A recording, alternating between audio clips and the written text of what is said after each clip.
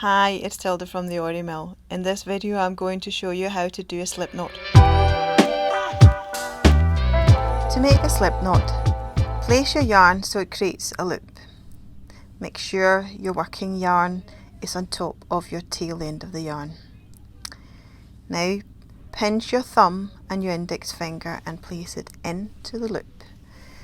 Then grab your working yarn and pull that out of the loop and tighten up by pulling in your tail end. Your slip knot is adjustable. If you pull your working yarn, it tightens it up.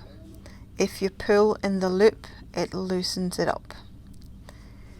So you can now place your crochet hook into your loop and tighten it up, and you're ready to go. And that is how you make a slip knot. Thanks for watching, and remember to like and subscribe if you